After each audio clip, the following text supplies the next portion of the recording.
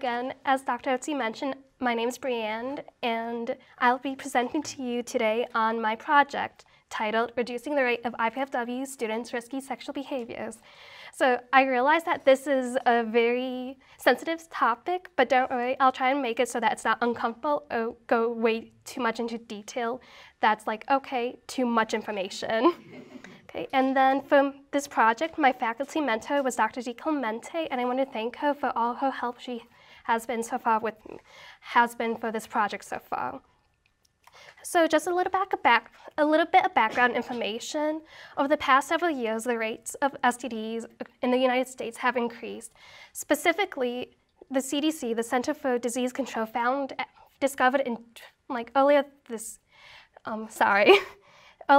year, in October of 2016, the CDC published their annual study regarding sexually transmitted diseases. In it, they found that the number of STDs in young adults, so people aged 15 to 25, increased dramatically. This age group accounted for 50% of all of new STD diagnoses. So this is important to me because in the recent years, IPFW students' mean ages have actually fallen back to traditional age college students. So what that means is that IPFW students, if this population is going along with the CDC's data, that trend, they're at risk for sexually transmitted diseases. And unfortunately, for most sexually transmitted diseases, they will not go away in a person's life. The person suffering from them will have it with them essentially for the rest of their lives. Yes, there's treatments and medication to help them, but they still have to face that stigma and just the other unpleasant physical side effects that comes with it. So, some more background information, just a quick summary of what I want to do. So the goal of this project is to distribute a survey to IPFW students to see exactly how much of a risk they're facing. So for example, a risk factor for engaging in risky sexual behaviors is not having a comprehensive sex education class in high school. I'm not sure if you guys remember from your high school experiences, but I know when I attended high school, I actually did not receive a sex education class. So if I wasn't, automatically that put me at a higher risk for engaging in sexual behavior. Just as a side note, no. And then, so the goals from this project is I want to make sure that IPFW students don't face these risks of engaging in risky sexual behaviors and developing sexually transmitted diseases. Additionally, another goal of this project is to improve students' uses of campus's resources. Because if I'm correct, students already don't use campus resources that often. We all have seen syllabuses, class syllabi, and how professors are actively wanting us to use the resources on campus. So that's another side goal of this project. So for more background information, that got cut off. So as I mentioned before, in October 2016, the Center for Disease Control published their annual findings on sexually transmitted diseases. Again, the people most at risk for obtaining these diseases were people in our age group, so 15 to 24, so young adults. So in this age group, 50% of the people diagnosed with STDs, 50% of these young adults accounted for the STD diagnoses. So in the emerging adult age group, 66 developed chlamydia, 50% developed gonorrhea. And then in 2013, it was estimated that 22% of emerging adults were diagnosed with HIV. Although HIV is can be managed with medication, that still sticks with the person for the rest of their life. And if left untreated, it can develop into AIDS and eventually kill them. So at least to me, this just demonstrates why there needs to be something done. We don't want people to be having to go through their lives with an STD that could potentially kill them. So rationale for this project. So engaging in risky sexual behavior affects all areas of health. Like, yes, there's the physical health aspect to it, such as you have an STD, your immune system decreases, you're more likely to get sick, such as getting a cold from other people. But also, your mental health is affected. Like, if you gain an STD, you experience regret, you have lower self-esteem. Like, especially in women, you develop depression, you regret, you just experience a bunch of these negative health side effects that if there's knowledge made available could be prevented. Additionally, now that I realized it, if you engage in risky sexual behaviors, you're also more likely to be engaging in other risky acts, such as underage drinking or driving under the influence. So, my rationale for this project. Do you guys remember how earlier this year, in December, we received this email? It was an email sent by IPFW Campus Police, and it was about a report made in student housing. There's an alleged sexual assault report on campus. So to me, this was shocking because I wasn't expecting this at all. And so to me, this indicates that students' risky behaviors are increasing. And with other data, it's not just limited to IPFW, it's across the nation.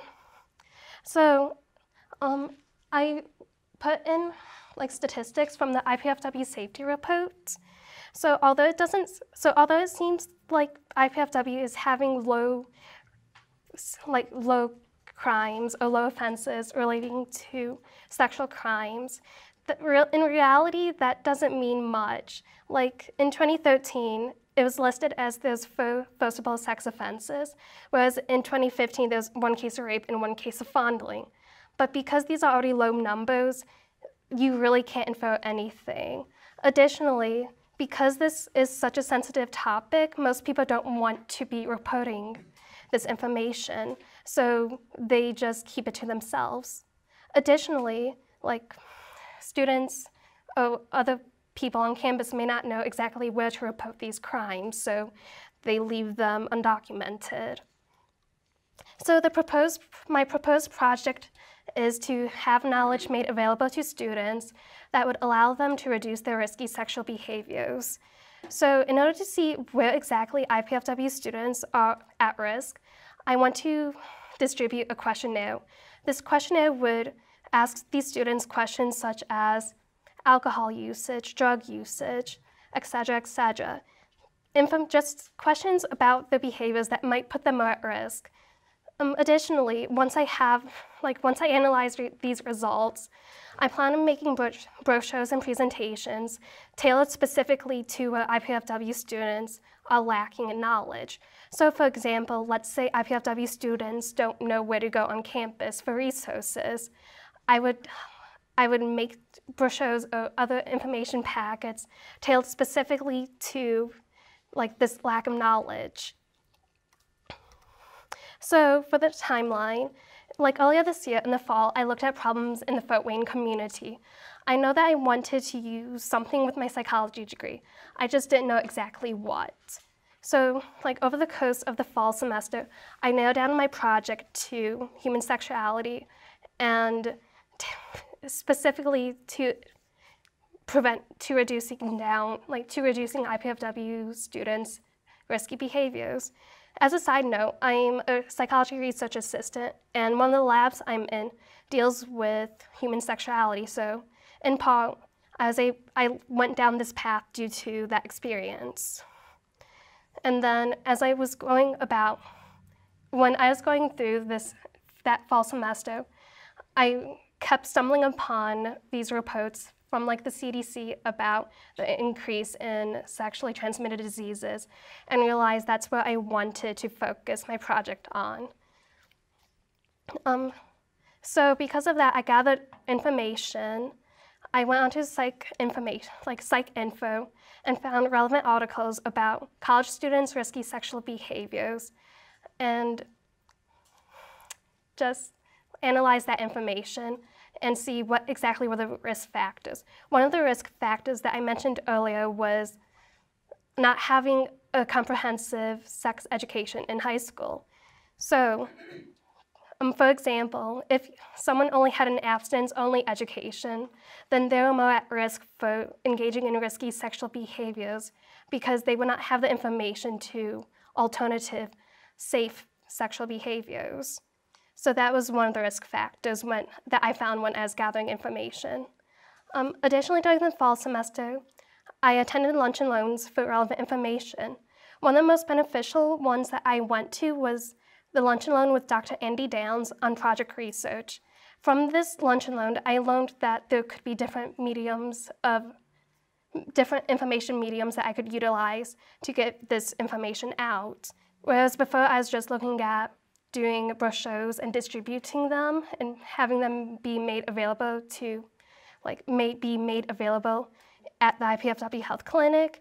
Dr. Downs mentioned how I could make a presentation and put that online so that this information could be made accessible even after I'm gone. And then during this fall semester, I met with Dr. DiClemente several times, and she agreed to be my faculty mentor. I originally went to Dr. DiClemente because her research in psychology deals with HIV in at-risk populations, so I thought that it aligned perfectly with what I wanted to do. So this spring, during the spring semester, I gathered more research because I wanted to be thorough as to what exactly were the risk factors.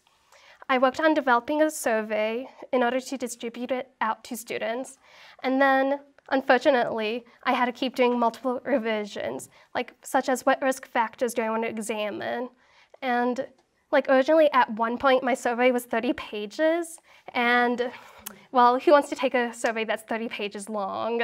It's hard enough to have students take a survey in the first place.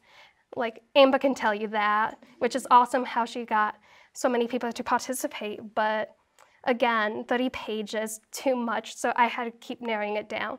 So at this point, I'm still narrowing it down, and it's getting prepared to be sent to the IRB. So for my future plans for this summer, I plan on having the IRB approve the survey before the fall semester. I plan on having it be approved before the fall semester in order to distribute it out to Psych 120 students. As a requirement, Psych 120 students have to participate in 6 research studies or do several article summaries in order to gain that credit. So by having this be made available to them in the fall, this accomplishes both their research requirement and and it allows me to have a nice representative sample. As Psych 120 is a basic gen ed, a ton of people take it. And so that would allow me to have a nice sample of IPFW's population. And then during the spring semester, I plan on During the summer, I plan on developing educational materials specific for IPFW. So I would be examining the risk factors and then making materials specific for each risk factor. Then by the time I get the results from the fall and analyze them, I can have the information already ready to go and have it made available, in the spring. So for my survey, I plan on asking a series of several questions. I plan on asking several categories of questions. For example, I want to know the IPFW students' basic demographics. For example, what is their year in college? What is their gender? What is their current relationship status? Are they in a committed relationship? I plan on asking these questions in order to see if IPFW students have something unique or special about them that put them more at risk in comparison to other populations. So for example, something that I found interesting while doing my research was how if you're attending a community college for associate's degree, you're more at risk for engaging in risky sexual behaviors in comparison to if you're attending a program in order to obtain a bachelor's degree. I found that interesting, and I wonder if something similar to that will be found in IPFW student population. Another part of my survey includes sex education questions, such as, have you ever had a sex education class before, and how useful did you find that sex education class? I plan on having questions like this in order to see if, okay, does IPFW need something here, like to make up for students' potential lack of knowledge from their high school. I also plan on having risk factor questions such as alcohol and drug use. It's been shown in multiple studies that alcohol and drug use is correlated to risky sexual behaviors. Now, in order to have another part of my questionnaire is students' knowledge of campus resources. It's one thing to say, do you know where to go on campus in order to get contraceptives? It's another thing to ask students where exactly would they go. For example, who here knows where to go on campus to file a sexual assault report? Like, that's just knowledge that even if all goes well and IPFW students are not at increased risk for engaging in risky sexual behaviors, then at least this project will allow information to be made available to them as to where to go on campus to use resources. And then just basic information questions such as, I would find information about safe sex directly on the IPFW website to be useful. Just questions like that in order to make sure that how I'm conveying my information to students is beneficial to them. And then sustainability. As I plan on using several different mediums for information, this project can be sustainable, can have longevity even after I'm gone. Like information packets I plan on creating can be made and distributed to the IPFW health clinic. So information like that would be made, like information about sexually transmitted disease and risk factors can be found there. As I want to make a presentation that can be published online and made accessible to students. For example, IPFW uses Opus so that it can be put on there and students have information to it there. Additionally, something that I found relevant was a smartphone app. In it, this app could include information about risk factors and and I found this to be useful because it would mean instant access to students, and as technology use is increasing in this day and age, it would be something that would stay with them. And that's it. Okay, so thank you.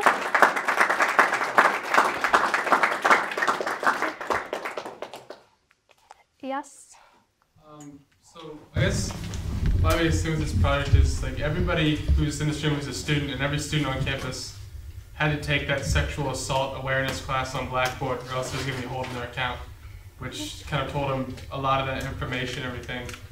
And then another thing is, do you think that additional educational materials on this are actually going to work? Because I think a lot of the times if you put something in someone's bag in news story orientation and they see it and they don't care about it, they're just going to throw it away. And like with the smartphone app, I don't know if I would use it, but that's just my question. Do you think, what are the actual impact do you know that you're going to have with these education materials? Because this is such a sensitive topic, I'm not sure exactly how widespread this impact will be. I don't know if it's going to be, let's say, having a good impact on 50% of students, but at least to me, if even 5 students have their risk for developing an STD or being involved in a sexual crime, if at least 5 students have that have that risk be prevented or reduced down, at least to me, that's what's worth it. So even though it might not be that big number, at least as long as that information is made available, that could potentially help someone, if that kind of answers your question. Yeah.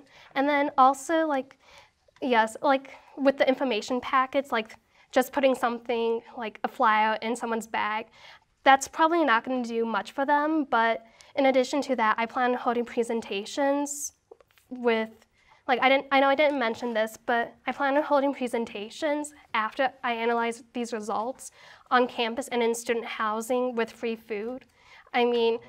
Because as students, students everywhere go to events on campus just for the food, so even if they just go attend for the food, they'll at least be obtaining some of this knowledge. Yes? For the brochures that you were going to make and distribute with the results, do you have any idea of where you're going to put them, or if it's going to be like more of an online resource? Because like if they don't know where to go to report these things, I probably wouldn't be able to find the brochures either. So do you have any plans for you putting those? If I had enough time, I would be presenting, I would be having this information be made available immediately at the new student orientation. But however, as that's probably not going to happen, I plan on having the information be made available online. And also, I plan on talking to the Psych 120 professors and seeing if they would be willing or open to having this information be made available to students, or at least on the first day of class, tell students, you can go here for, here's a list of resources on campus that you could go to if something like this would happen. Follow-up question. Okay. For the app, is it just going to be an app that kind of explains having awareness for these things, or is it also going to kind of be a resource you can use to report risky behaviors or things like that? Would that be a possibility? I'm not sure if that would be a possibility because unfortunately I have limited knowledge on how to develop apps. I plan on looking up, over the summer, potential apps that students could use in order for them to gain this information. Additionally, I'm not sure how it is in the state of Indiana, but is it that I think you have to file it in person if you experience such a crime, or if something happened to you like that. Yes? Yeah. I have a couple of comments. One, maybe, talking about sexual assaults and other items like that. I think that's related to Title IX, and I believe on campus we have a Title IX coordinator. Yes. So you might want to coordinate, talk with her and that office about that. And another comment about the gentleman's suggestion. I'm economics, I'm not marketing, but I am a professor, so I know you learn through repetition. So, for example, if you're given a flyer, you might not be, ready to absorb that information, but your subconscious will file it away, and then when, maybe down the line you see it again a third or fourth time, and then you can absorb that information. But sort of a variety of ways, not only just like you mentioned, flyers online, the psych class, or your orientation, and then, or it might be even just triggers. I remember that girl gave me a flyer, and then I don't remember where it is, but I'm going to Google it. Something like that. So I think so what you're doing, I think, is important, and about learning through repetition. But definitely, I think maybe try to coordinate with Title IX. That they could be useful. Okay, I'll definitely put that down. Thank you so much. Yes? So, as you talk about an app, what would you call it, or what would be the attributes of that? What would it provide? Just in an overview. It could just provide general information about why you shouldn't be engaging in risky sexual behaviors. You could develop all of these, nasty side effects that stick with you throughout the rest of your life. It would provide information about, maybe it would just provide general information about, rather than engaging in these risky sexual behaviors, there's other alternatives, such as using contraceptives, etc. And then I just found the smartphone app to be beneficial and relevant because that's just another way for information to be, another way for students to obtain that information. Because most of the time, students don't want to read flyers, but they do like using their phones. So the basis for my question is wondering about the delivery and acceptance by the person who's going to stick it on their phone. And so they may not want to put an STD app on their phone, but they might want to put something on there like services available at IPFW. And some of those are what you're talking about. Then there's some other ones, and then they go, oh, well, okay, good. This tells me where everything is on campus. It also just happens to tell them where these things are. Yes, and that's what I would hope would eventually happen. Rather than just having something, like something so blunt as STD Prevention App, just as like IFFW resources and health app, something that's something made available to students that isn't so off-putting and doesn't make them feel uncomfortable. And then, yes. Not to keep harping on the app, but how do you plan to pay for hosting it? And actually first, which stores do you plan to have it on? Well, like, as this is just, as this part of my project is primarily research, I was looking at potential apps on Android, on the Google Store and the Apple Store, that's what it's called. I am an Android person. But I plan on looking at apps on at least the Google Play Store and seeing, okay, well, this app seems to be good for this reason. And then most of the time, for paying for it, I'll try and see if there was free apps made available. Because most of the time, apps are, there's these smartphone apps that are free for use. And if that's the case, then cost wouldn't really matter. And students wouldn't have to be paying an extra $5 for something that could be beneficial for their health. Yes. How about Andrew? So your target audience here are clearly the people who are engaging in these risky behaviors. And you said yourself people more likely to do this are people who are engaged in other risky behaviors, like alcoholism, stuff like that.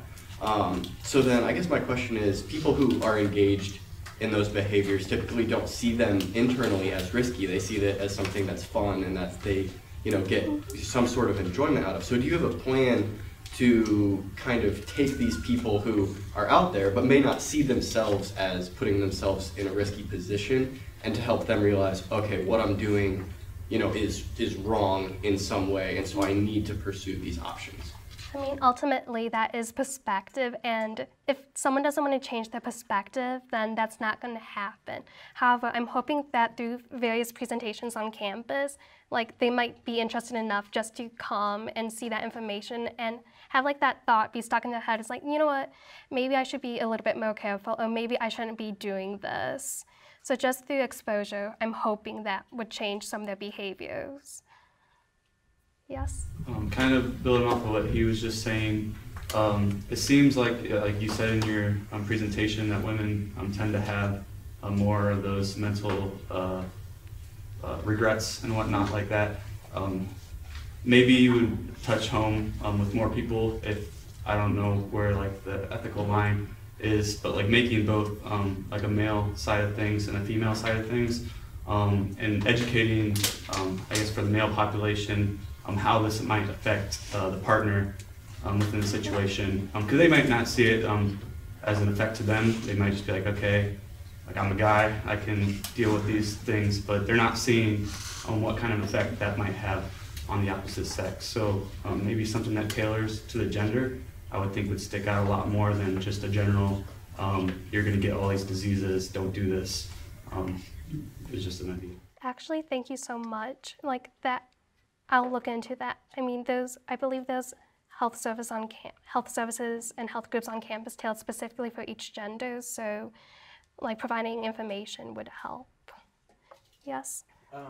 I don't know how feasible this would be, but I think with a lot of issues and serious issues, and especially this one, I think sometimes just raw facts have a different effect on people, and maybe less of an impact on people than maybe personal testimonies and stories of people who have been affected by this or victims. So I don't know, I'm sure there's a lot of confidentiality behind a lot of these issues going on, but I think if there's some way to include personal testimony or stories or individuals who have experienced these things would make it much more meaningful to the audience. Okay, thank you. Yes?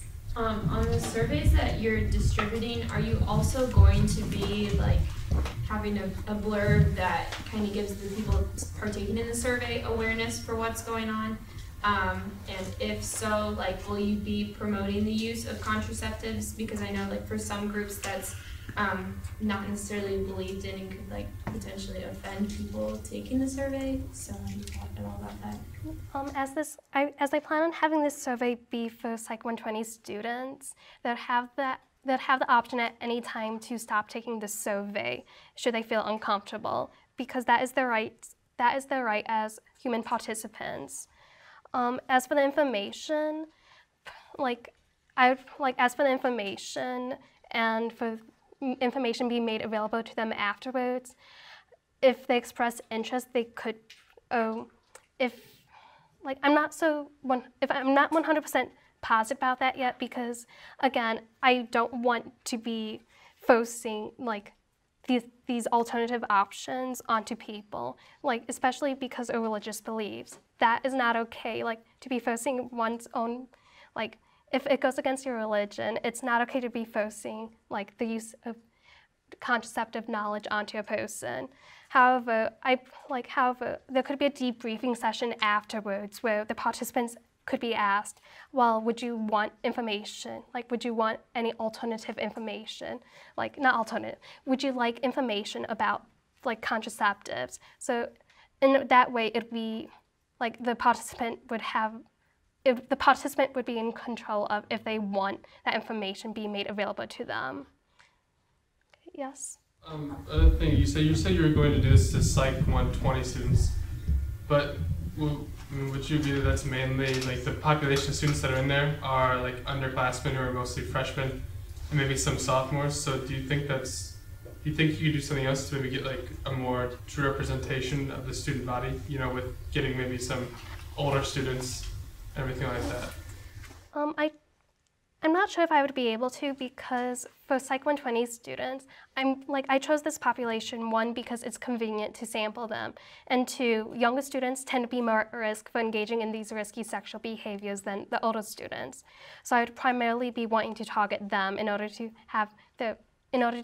see if, okay, how exactly, how much of a risk are these students at? But in order to get a more representative sample, I could use Qualtrics and just distribute it across campus via an email. The only problem with that is just the nature of the survey might cause people, it's I'm not going to take it, I'm not going to do it, it's offensive, it's way too much for me to do, and just I don't think I'd be able to gain enough data to see where exactly the risks were if I did it in a general survey. Yes? Last time I'll talk. I think it would be interesting if you did some sort of online survey and maybe had some incentive, one person would be drawn for a $20 gift card to Tim Hortons or something like that. Because like Brian was saying, I'm sure that Psych 120 would have underclassmen who may be more at risk, but then you have the upperclassmen who maybe have already put themselves at risk and would be interested in seeking, what the next steps are in finding help or treatment for what they're going through. Okay, thank you. I'm just thinking about how to go about that, because with the IRB, they require you to specify which population you'll be testing. And as I plan on having these results be made applicable across the university, that would mean to IRB applications, and the IRB takes some time to review. Okay, is that it?